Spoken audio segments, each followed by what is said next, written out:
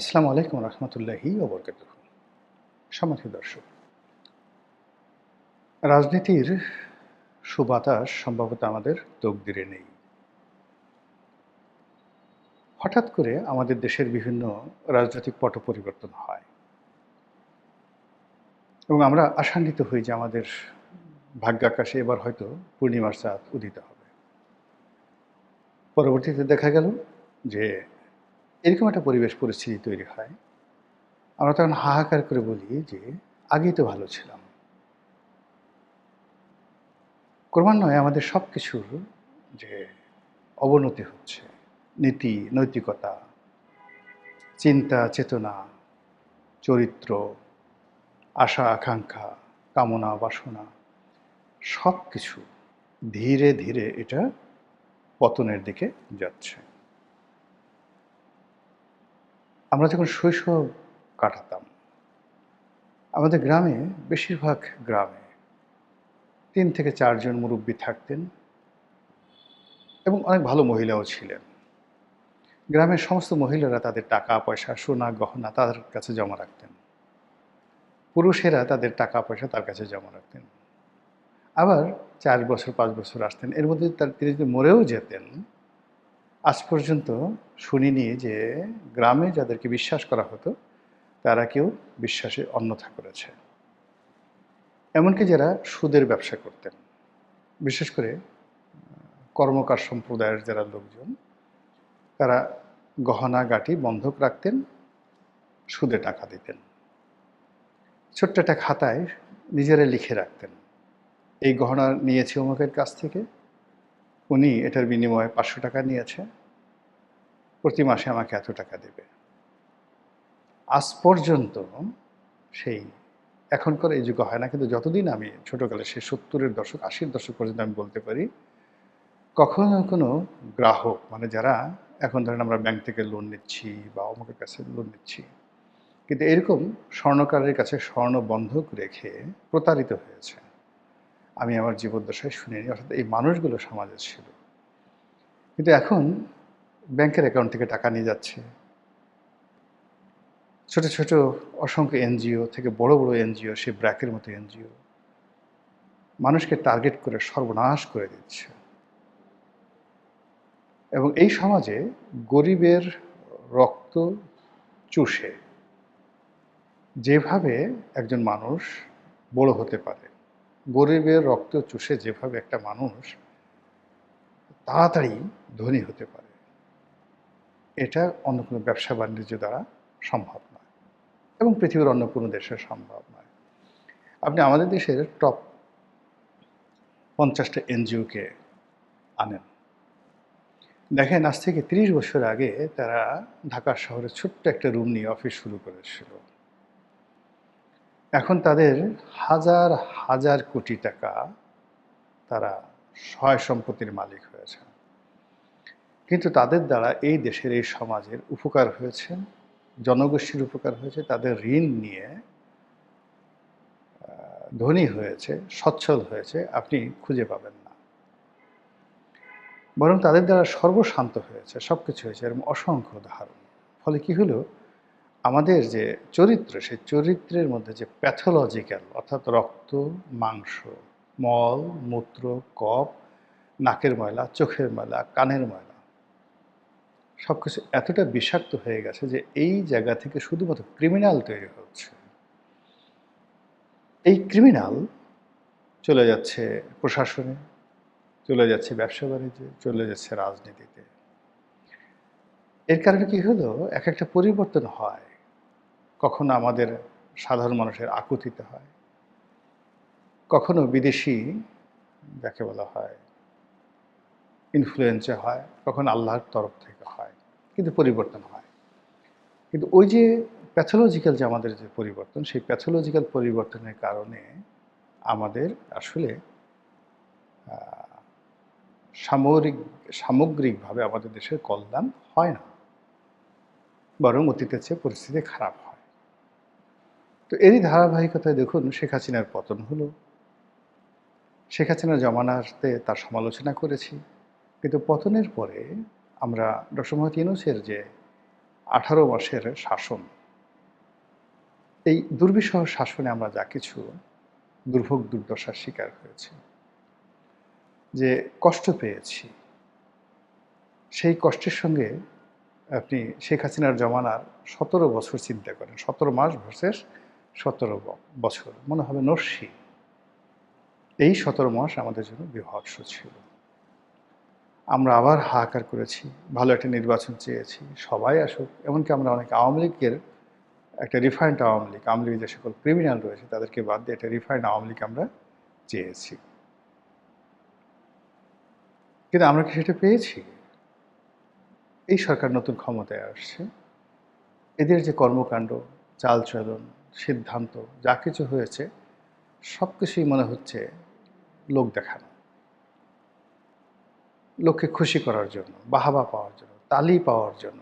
জোরসে তালিয়া বাজাও বাচ্চ, জোরসে তালিয়ে বাজাও, সিদ্ধান্ত সমূহ এরকম মনে হচ্ছে। তারপর সরকারে যে সকল পাত্র পাত্রী আসছেন, নায়ক আসছেন, নায়িকা আসছেন, ভিলেন আসছেন, কোনোটার মধ্যে আমরা স্বস্তি খুঁজে পাচ্ছি না।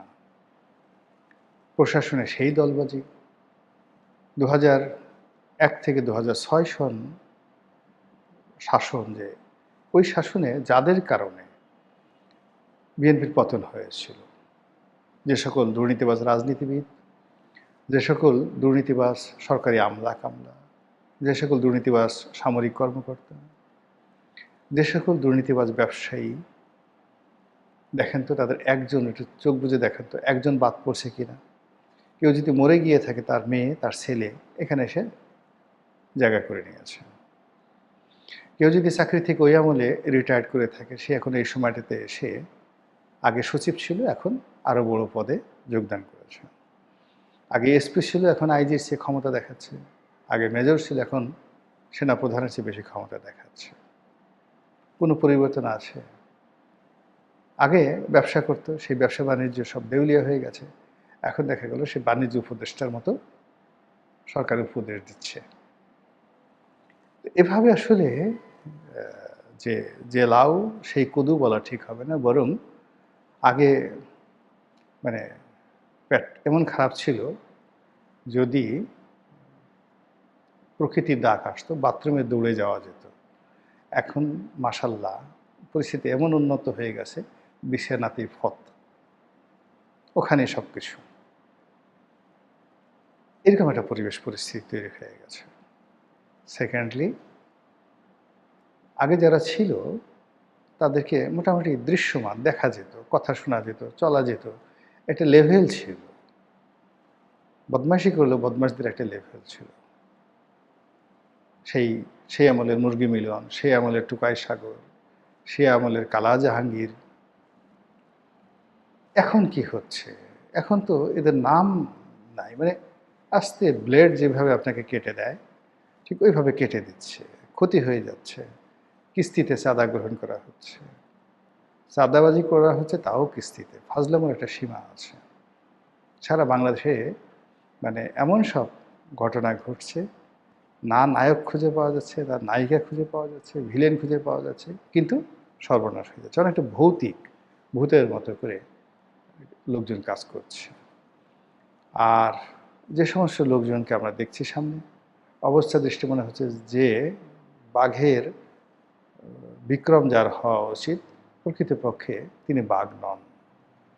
যার ঘোড়ার মতো দুধর্ষ বেগে ছুটে চলা উচিত, তিনি আসলে ঘোড়া নন।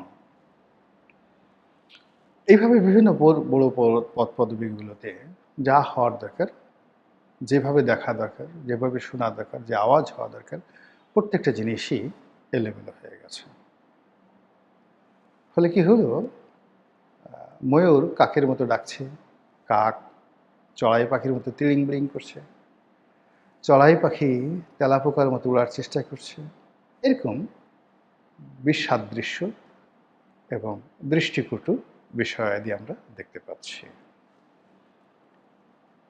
ফলে এই অল্প কয়েকদিনের মধ্যে আমরা যাকে বলা হয় যে স্বপ্ন, আমাদের যে স্বপ্ন ছিল সেই স্বপ্ন ভঙ্গ হয়ে গেছে। যে মোহ ছিল, কামনা ছিল, বাসনা ছিল, এভরিথিং ইজ ট্রাম্বলিং উইথ ফিয়ার। ভয়ে সব কিছু থরথর করে কাঁপছে। এভরি আইটেমস, আইটেমস এস হবে না, every item use to spreading the smell that called obnoxious, not bad smell. এখানে আমি অবনক্সিয়াস, এমন বাজে দুর্গন্ধ বের হচ্ছে যেটা ভাষায় প্রকাশ করা যায় না। এই জিনিসগুলো হচ্ছে। এর সঙ্গে সঙ্গে বৈশ্বিক আবহাওয়া, পৃথিবীর যে আবহাওয়া, এটা নষ্ট হয়ে গেছে। এক, ইউক্রেন যুদ্ধ এবং করোনা শেখ হাসিনা সমস্ত অর্জনকে ধুলিয়ে মিশিয়ে দিয়েছে। আবার এই ইরান এবং আমেরিকার যে যুদ্ধ আমাদের সমস্ত প্রাপ্তি, সমস্ত আশা আকাঙ্ক্ষা তছনছ করে দিয়েছে।